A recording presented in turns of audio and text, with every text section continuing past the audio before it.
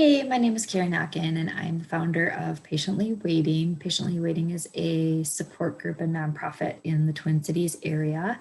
And I'm just coming to you with this recording. I was hoping to be able to be live with you all this weekend, but just wanted to take this opportunity to record something and send it to you and talk a little bit about who Patiently Waiting is, as well as my story of grief and loss in the journey to healing. Um, just going to take a little bit of an opportunity to share that with you right now. So Patiently Waiting was started in 2006. The reason that it was started was actually based on my original desire and interest to find support. We were part of a large church, and we decided to contact the church looking for families that had been walking the journey of infertility or considering adoption, or see if there was any support groups. Lo and behold, there was not. And the conversation was, hey, how about you start something? And so my first thought was, nope, absolutely not. I am here because I'm looking for help and I'm looking for support, but also knowing that if I'm asking, other people are as well. So shortly thereafter, I was connected with another gal, and we were able to start meeting as kind of a small group, and just connect with others that were walking through kind of the infertility journey as well as the adoption journey. A few years later, we were continually growing, meeting in different people's homes. We had broken out our groups differently into adoption and infertility. And it was just amazing to see where God was. He was building relationships and connections and community. And it was really just a wonderful, wonderful growing group. We would find that individuals or couples would come and they would branch off and really do life together and continue their small groups, which was such a gift. But as Patiently Waiting grew, so did some of our regulars, and we were all seeking something more. And the response was, hey, what can we do? What are we looking for? What does this mean? And just really understanding that connection and community was what we were built for. So having lots of conversations, and a few years later, we decided to create a nonprofit. The nonprofit's intentions were basically to provide a platform and to reach others outside of one single church. So we didn't want to necessarily, we wanted this to be open to anybody who wanted to come. And our mission was to connect people on the journey and really know that God was calling us to provide support, biblical-based support for those walking the journey of infertility and adoption. And over the years, our groups have grown. So we have an infertility group, foster care, and adoption group that generally meets together. We've been able to open our Ava's Place Kids Closet, which is the opportunity for us to take in gently or used or new gifts, toys, and clothes. And we've been able to do some wraparound care for the families that are in foster care. With COVID, unfortunately, a lot of that has changed. And so our Ava's Place, our kids closet, is taking a little bit of a pivot. We've had a pause this year with COVID. So all of our groups now are meeting online. One of the things that we've really found is unique about us is the infertility piece. Not everybody that attends any patiently waiting support groups necessarily have an infertility journey, but we do find that our infertility and adoption journey is what makes our group unique. But again, our meetings as of late and will probably continue to be for a while on Zoom. We do some one-on-one conversations as well for families. We've recently added over the past year and a half, we've had a therapist come in that does trauma and attachment. Most of the work that we have been doing has actually been on our own attachment styles. And we continue to grow. We continue to add trainings and seminars on health and wellness. And we're just super excited that we have such a wonderful board that continues to strive to support more individuals and couples considering adoption, considering foster care, and really just be a resource. So whether it's attending our group or one of the other groups in the Twin Cities, making connections, but truly just building a community around healing, growth, and parenting. One of our most recent things has been our transracial adoption parenting group, which actually has grown into more of just supporting families and diversity. And so our parenting and diversity groups are actually growing to include families outside of the adoption community. And it's been really wonderful to work with more schools and areas as we're continuing to grow that program as well. So just a little bit about patiently waiting. I would love to connect with anybody in the Twin Cities. If you're interested in joining our groups, we also can connect and just share a little bit more about what we do and what we are looking for to add in 2021. But today I also just wanted to share with you a little bit about my story and truly encourage those that are in a place of loss and grief, that there's hope, and provide just a piece of my story that would maybe be an encouragement to you. So my husband and I are married in 1999. So we've been married about 21 years. We have two boys. Isaiah, who is 14, was born in Ethiopia and adopted in 2006. Jacob, who is 13 and our biological son, and was born in October of 2007. So our journey starts with kind of our first year of marriage. It's actually been really interesting as I reflected back in our story, and I've talked about my story and my testimony a lot over the years, but I actually found a stack of papers that had a lot of notes and journals. And I have found through that some of the emotions that I have felt through our journey were different than what I remembered, because of just the healing grace of God and how he has just given me the opportunity to share my story, but also reminded me of the emotions and the feelings that I have had and how much of that healing he has done. So our story really begins of about 6 years of infertility. First 6 years, just that struggle of when, why, how come this isn't happening?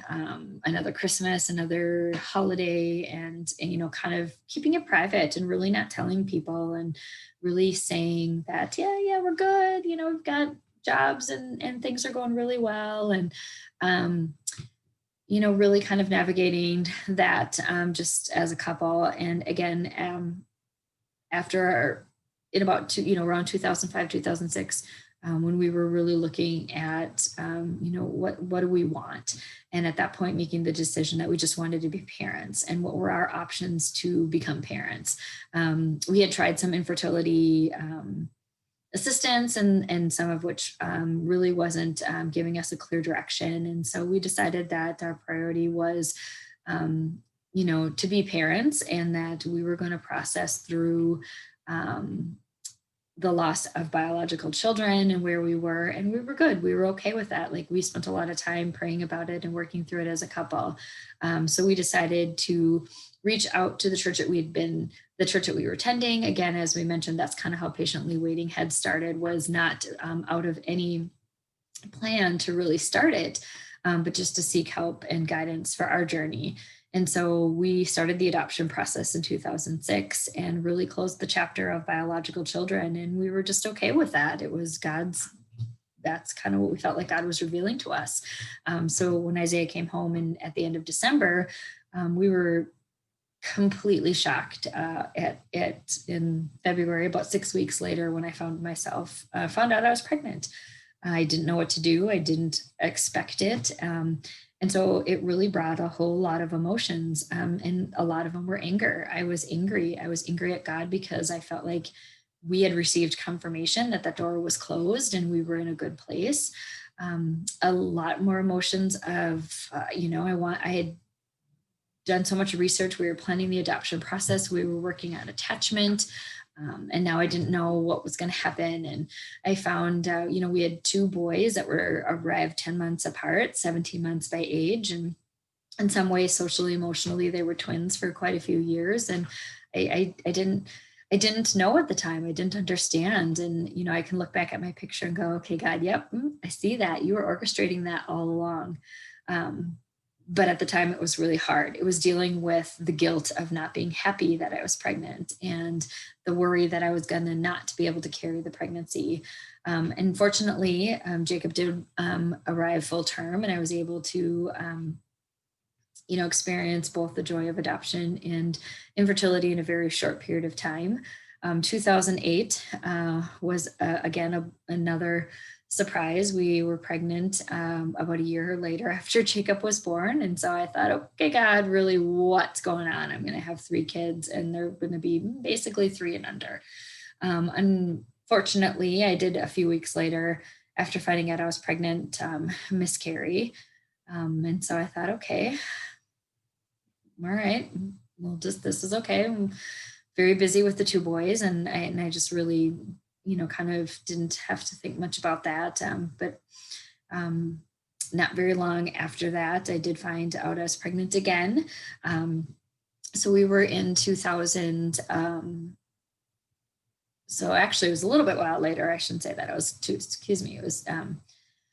was 2011. So that was 2008. So so in 2011, and I actually happened to just come across something that I thought I'd read and explain how my 2011 went, and really where my story of grief and loss kind of hit me really hard.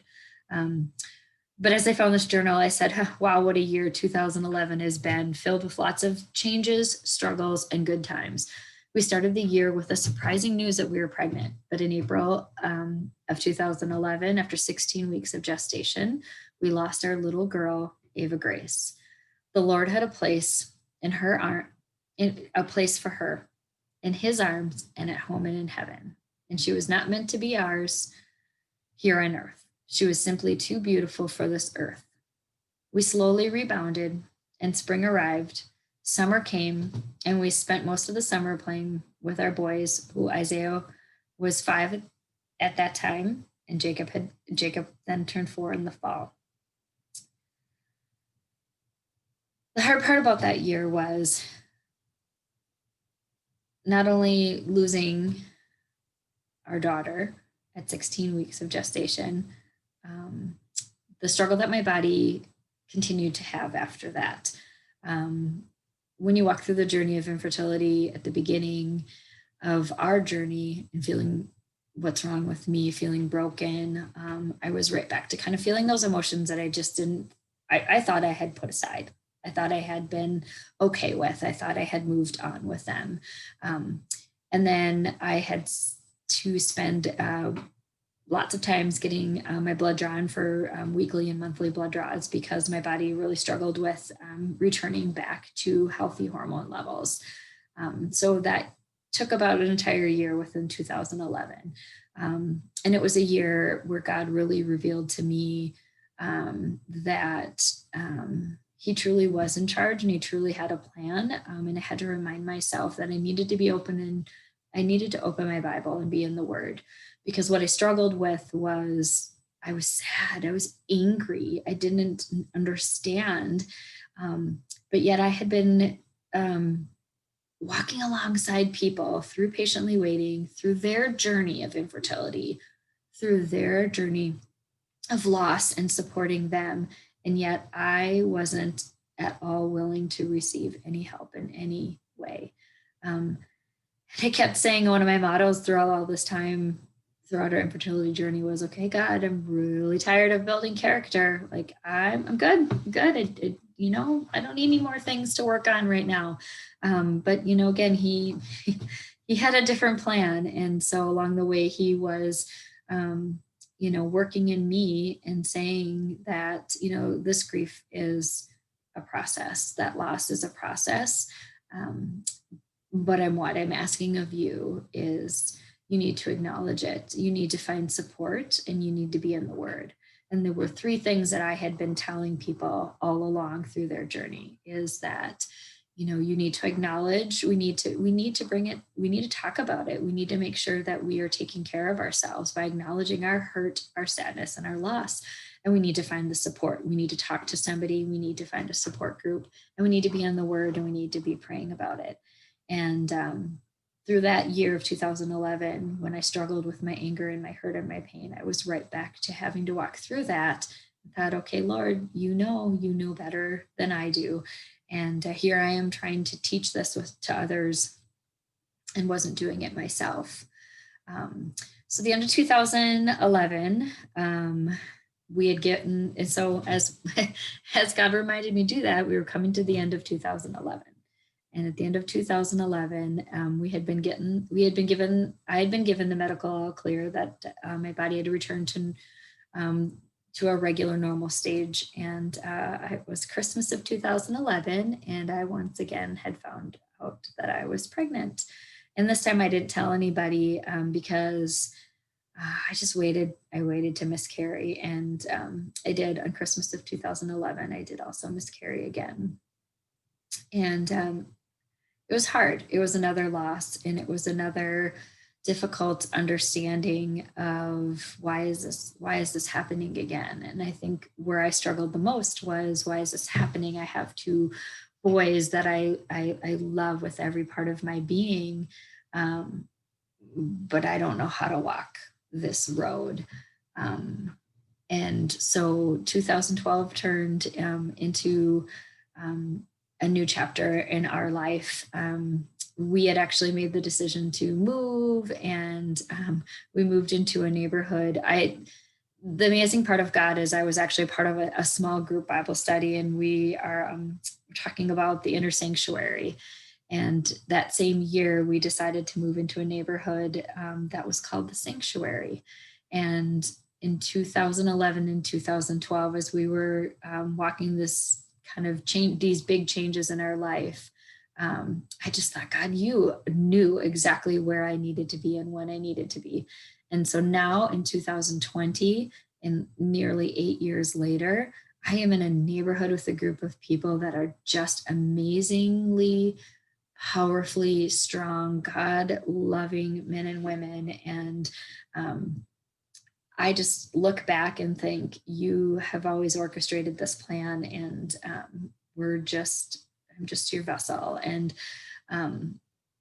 so if I can encourage you through this, in my presentation or in my conversation, I had a couple worksheets that I was going to hand out in regards to just navigating through grief, and some of the tools, navigating through grief and loss into your journey of healing. And, again, the three things that I was talking about through patiently waiting in our support groups, and the three things that God reminded me to do was that I need to acknowledge my grief. I need to understand, I need to put words to it. I need to find support. And then I need to be in my Bible and in the Word. That those were the three things that I needed to do. And one of those ways that acknowledging that for me was journaling and writing. And I hated it. I didn't like it. I would read something, I'd write something and read it later and think it sounded silly and didn't think it makes sense. But, part of journaling is going through that process and allowing yourself to acknowledge those feelings that you have. And then when you're in support, you're sharing it, but we are also in the Word. That's where you find healing and finding community. And that's where you find healing. And so I encourage you, no matter where you are in your adoption journey, in your infertility journey, in your parenting journey, that we are built for community. We are meant for community. We are all given many challenges in this life and in this journey. But one of the things that I reflected back in my time was that we all have challenges, but those challenges and those struggles don't define us. They just bring us closer to God, and we have to remember to do that. And one of the really greatest things that I came across that I wasn't actually expecting to even to share was, I had a former business partner years ago that said to me, she said, every time you make a decision and you choose a direction to go, you're always leaving something behind. And so we talk about at Patiently Waiting that we are finding joy in the journey. We talk about this, everything is it's a journey and choosing your path. When I reflected back to this, which would have been back probably right at the beginning of my infertility journey, is that every time that she shared, every time you make a decision and you choose a direction to go, you are always leaving something behind. So I want you to think about that. And I want you to think about, what are you choosing? And then what are you leaving behind? What direction are you choosing? Are you choosing healing? And are you choosing joy? And then what are you leaving behind? Are you leaving behind your grief and leaving behind your sadness? And I just encourage you today to follow that path, to find that joy in that journey, because I promise you that God has always been a part of it. He's always been a part of that journey. And I look back now and I look at my 13 and 14-year-old boys who are together and who are my children. And I know that my Ava Grace and my children are in God's arms and in heaven. And I also know that I will see them someday, but I get to look at my two boys here. And I am so honored and blessed that God has given me the opportunity to be their parents. And I just want to thank you for this opportunity to speak. And I look forward to hearing about this retreat and event this weekend. And I apologize that I couldn't be there in person. But again, thank you. I will be praying for you. And again, enjoy your weekend in faith, in community, and in connection.